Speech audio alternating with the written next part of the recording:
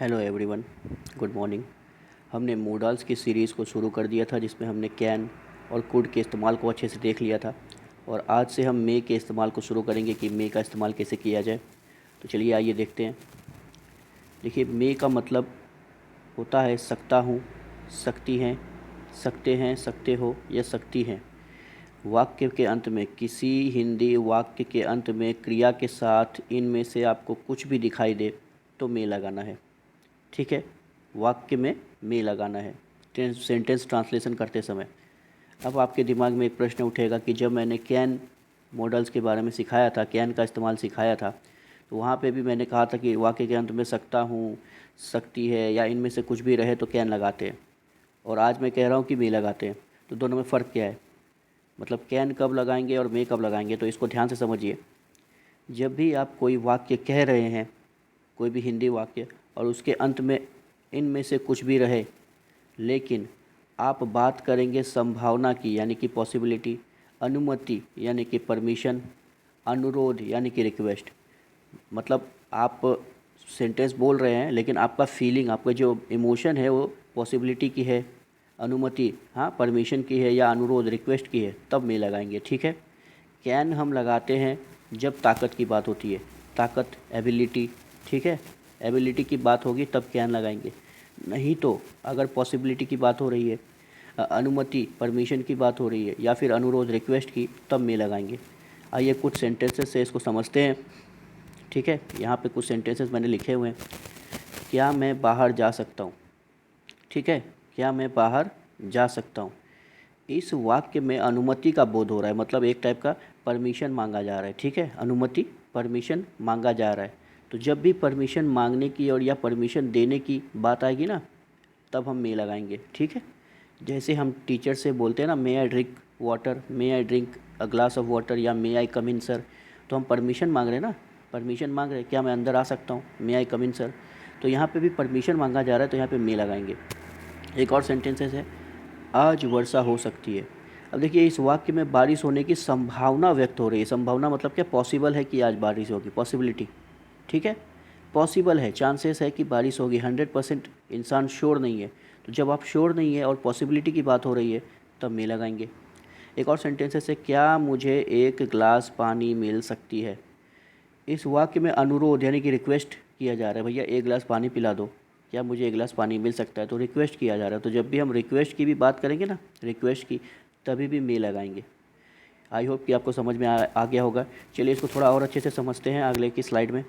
आगे स्लाइड में भी कुछ मैंने एग्जांपल्स के मतलब कुछ डिफरेंस के माध्यम से समझाने की कोशिश किया है। देखिए दोनों में डिफरेंस क्या है। मे के अंत में भी यही रहता है, सकता है, सकती हैं, सकते हो, यही रहता है मे के अंत में। जब मे का इस्तेमाल करना होगा इसका मतलब भी सेम रहता है। बस मे का इस्तेमाल हम तब करेंगे जब कोई रिक्वेस्ट करना हो, परमिशन मांगना हो या परमिशन देना हो, या पॉसिबिलिटी हो, चांसेस, पॉसिबिलिटी की बात हो रही हो तभी। ठीक है, अब देखिए इसके डिफरेंस को हमने जान लिया है। यहाँ पे मैंने अच्छे से डिफरेंस लिखा हुआ भी है, आप इसको एक बार पढ़ लीजिए। ठीक है, और हम आगे चलते हैं। आई होप कि दोनों का डिफरेंस आपको समझ में आ गया होगा। अगर नहीं आया तो कमेंट बॉक्स में लिखिए, मैं एक और वीडियो अलग से बना दूंगा इन दोनों का फ़र्क समझाने के लिए।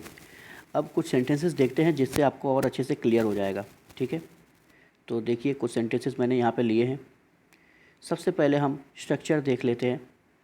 ये जो स्ट्रक्चर है अफर्मेटिव सेंटेंस का है। अफर्मेटिव मतलब क्या? सकारात्मक वाक्य, यानी कि पॉजिटिव सेंटेंसेस का। तो सबसे पहले हम किसी भी मोडाल का पॉजिटिव सेंटेंस सीखते हैं, उसके बाद निगेटिव, उसके बाद इंटरोगेटिव। तो आज हम सिर्फ पॉजिटिव सेंटेंस देखेंगे। अफर्मेटिव, पॉजिटिव और अफर्मेटिव एक ही होता है। तो पॉजिटिव या अफर्मेटिव सेंटेंस देख लेंगे मे का इस्तेमाल के। तो पॉजिटिव सेंटेंस का स्ट्रक्चर कुछ इस तरीके से रहेगा। सबसे पहले सब्जेक्ट रहेगा, फिर मे रहेगा, उसके बाद वर्ब का फर्स्ट फॉर्म, और उसके बाद ऑब्जेक्ट। ठीक है, इस स्ट्रक्चर को ध्यान में रखिए तो ट्रांसलेशन बहुत ही ज़्यादा इजी हो जाएगा। अब कुछ ट्रांसलेशन देख लेते हैं, कुछ एग्जांपल्स उदाहरण के माध्यम से देख लेते हैं। तुम घर जा सकते हो, इसमें हमारा सब्जेक्ट है तुम और वर्ब है जाना। तो पहले सब्जेक्ट लिख लेंगे, तुम को इंग्लिश में कहते हैं यू, फिर आएगा मोडाल वर्ब में, उसके बाद आएगा वर्ब का फर्स्ट फॉर्म गो, जाना है ना वर्ब हमारा, यही वर्ब है। और इसको इंग्लिश में गो कहते हैं और गो का फर्स्ट फॉर्म गो ही होता है, तो गो। और ऑब्जेक्ट बचा घर, होम, तो यू मे गो होम। अगला सेंटेंस है सीता खाना खा सकती है। अच्छा, यहाँ पे मैंने घाना लिख दिया है, एक्चुअली में ये है खाना, थोड़ा सा लिखने में गड़बड़ी हो गई। सीता खाना खा सकती है, तो हमारा सब्जेक्ट है सीता और वर्ब है खाना या खा सकना। ठीक है, खाने को ईट बोलते हैं इंग्लिश पे, EAT ईट। तो देखिए, सीता खाना खा सकती है, सब्जेक्ट सबसे पहले लिखेंगे सीता, मे का मे लिख देंगे, वर्ब का फर्स्ट फॉर्म खाना है ईट, और ऑब्जेक्ट बचा हमारा फूड, भोजन, फूड। ठीक है, तो सीता में ईट फूड, ये भी लिख दिया। अगला देखते हैं। अगला सेंटेंस है, शिक्षक आज आ सकते हैं। अब देखिए, इसमें शिक्षक जो है, शिक्षक हमारा सब्जेक्ट है। ठीक है, इसमें जो शिक्षक है ये हमारा सब्जेक्ट है। शिक्षक आज आ सकते हैं, आना, कम। ठीक है, ये हमारा वर्ब है। तो सब्जेक्ट और वर्ब मिल गया है। ये दोनों सबसे पहले ढूंढा जाता है सेंटेंस में कि भैया सब्जेक्ट कौन सा है और वर्ब कौन सा है। ये दोनों मिल जाए तो ट्रांसलेशन आसान हो जाता है। आइए ट्रांसलेट करते हैं। सब्जेक्ट है हमारा टीचर, मे का मे ही लिखेंगे, मे। उसके ठीक बाद आता है वर्ब, वर्ब है हमारा कम यानी आना, तो कम। और उसके बाद आएगा टुडे, आज, आज है ना हमारा ऑब्जेक्ट, तो आज। तो हमने सब लिख दिया। टीचर में कम टुडे, टीचर आज आ सकते हैं, टीचर में कम टुडे। तो ये 3 एग्जाम्पल्स हमने देखे और तीनों एग्जाम्पल से हमें पता चलता है कि मे के अफर्मेटिव सेंटेंस के यूज़ में, मे के अफर्मेटिव यूज़ में सबसे पहले सब्जेक्ट होता है, फिर मे, उसके बाद वर्ब का फर्स्ट फॉर्म, उसके बाद ऑब्जेक्ट। अब इसी स्ट्रक्चर के आधार पे सारे सेंटेंस को हम ट्रांसलेट करेंगे। कुछ एग्जाम्पल्स मैंने आपके लिए यहाँ पे नोट डाउन किए हैं, इनको आपको ठीक से ट्रांसलेट करना है। तो देखिए, पहला एग्जाम्पल है, तुम अंदर आ सकते हो। तुम, ये है सब्जेक्ट, आना, कम। ठीक है, ये है हमारा ऑब्जेक्ट, ये है हमारा वर्ब। अब तुम अंदर आ सकते हो में हम किसी को परमिशन दे रहे हैं कि भाई तुम अंदर आ सकते हो, I am giving you permission, मैं तुम्हें परमिशन दे रहा हूँ कि तुम अंदर आ सकते हो। अब क्योंकि परमिशन दिया जा रहा है तो हम लोग कैन का इस्तेमाल नहीं करेंगे, मे का इस्तेमाल करेंगे। यहाँ पे फीलिंग ध्यान में रखनी, फीलिंग, एहसास, महसूस क्या कर रहे हो आप जब ये सेंटेंस बोल रहे हो तो परमिशन दे रहे हो कि नहीं दे रहे हो। अगर आप परमिशन दे रहे हो तो मे का इस्तेमाल होगा।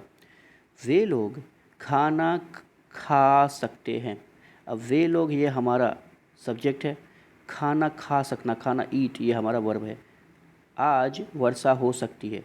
देखिए, इसका ट्रांसलेशन आपको थोड़ा सा टफ पड़ेगा, इसीलिए मैं यही ट्रांसलेट कर देता हूँ। अब क्योंकि आज दिया है तो टुडे नहीं लिखेंगे यहाँ पे। ठीक है, टुडे नहीं लिखेंगे, इसके लिए आता है इट, इट लगाएंगे सबसे पहले। ये एक इंट्रोडक्टरी इट है, इंट्रोडक्टरी मतलब इंट्रोड्यूस करने के लिए।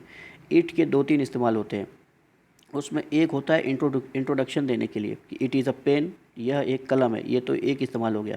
उसके अलावा आज वर्षा हो सकती है, it may rain today, it may rain today, today माने आज। ठीक है, इट मे रेन टुडे, तो यहाँ पे इट का इस्तेमाल किया जाएगा इंट्रोडक्शन देने के लिए, यहाँ पे टुडे नहीं आएगा। ठीक है, ये ट्रांसलेशन थोड़ा सा टफ था इसलिए मैंने आपको बता दिया। आज वर्षा हो सकती है, इट मे रेन टुडे। ठीक है, अमित घर जा सकता है, अमित हमारा सब्जेक्ट है, जाना हमारा वर्ब है।